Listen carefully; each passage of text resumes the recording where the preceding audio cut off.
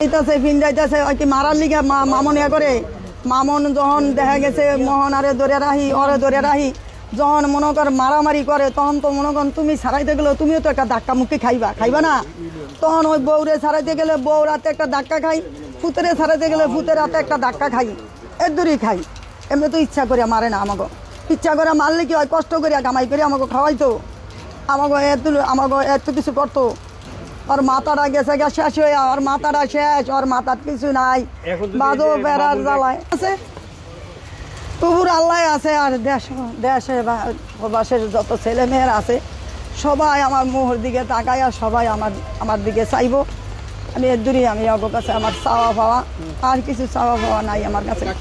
আমার ফোলাটার মেয়ে সবাই চাই। অনেকে বলতেছে আপনি নাকি তাবিজ করে আবার মোহনাকে ফিরিয়ে আনছেন প্রিন্স মামুনের কাছে। বাবা তাবিজ করে তোমার করে মানুষের সংসার করতে পারে না। আমি তাবিজ তোমার আমরা জীবনে করিনি, আর আমরা জানিও না। এটি যারা করে হেরা জানে, হেরা বোঝে। এগুলো সব কিছু লাইলাই করাইতেছে। এই যে লাইলায় 5টা 6টা মামলা লেহাইছে মোহনারে দিয়া, মোহনা নিজে স্বীকার করছে 5টা 6টা মামলা রেডি করাইছে। তারপরে আবার লাইলার উকিল দিয়া মোহনারে দিয়া 1 কোটি টাকার মামলা দেওয়াইছে। 1 কোটি টাকার মামলা কি সহজ কথা? 1 কোটি টাকা মামনের সব বেসলি নেই, 1 কোটি টাকা হইব। আর কি 1 কোটি টাকা ওর নামে যৌতুক করছে, ওর কথা এটা মাইগো জিওগো যৌতুক ব্যবসা। ওরা মাই জিয়ে এটাই ব্যবসায় একে নাহলে 3টা 4টা বিয়ে হইতে পারে। 3টা 4টা বিয়ে হয়েছে, এরপরে আরেকটা ছেলে ওর কারণে সুইসাইড করে মারা গেছে। সেই মামলা ওর মায়েরা যেরা জ্বলতে আছে, লাস্টে তখন আমার পোলাটা এই অনেক সুইসাইড করা শুরু করেছে।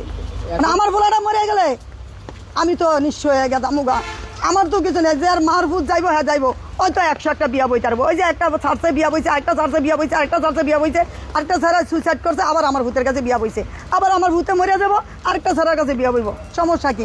আপনি কি চান এই মোহনাকে নিয়ে আবার সংসার করুক প্রিন্স মামুন? আরে বাবা আমি তো চাই ওরা ভালো থাকুক, এটা হায়াতের মালিক আল্লাহ জানে আর ওরা জানে। আমি বাবা চাই না, আমি কই না যে বউ ছাড়িয়া দে, বউ ছাড়িয়া দে, বউ ইয়া কর, আমি তো চাই না বাজান।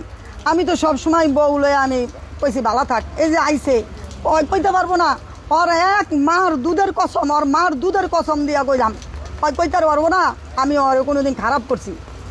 আমার কাজের মেয়েরা পর্যন্ত আমার বাসাতে লয়ে গেছে, আমার কাজের মেয়েরা আমি আজকে 3 মাস ধরে আমি রাস্তাতে টোকায় আনছি। আমি রাস্তাতে টোকায় আনি না, এই মেয়েটা কালো কুচুরি আনছি, এই মেয়েটা শুকনো আনছি। হে মেয়েরা আমি ঠিক মতন খাওয়াইছি, লওয়াইছি, এত কিছু করছি, কাপড় চোপড় দিছি। এখন লাস্টে মেয়েরা যাওয়ার সময় আমার জয় জিনিস যা আছিল সব কিছু লইয়া গিয়া মোহনার বাদ উঠছে।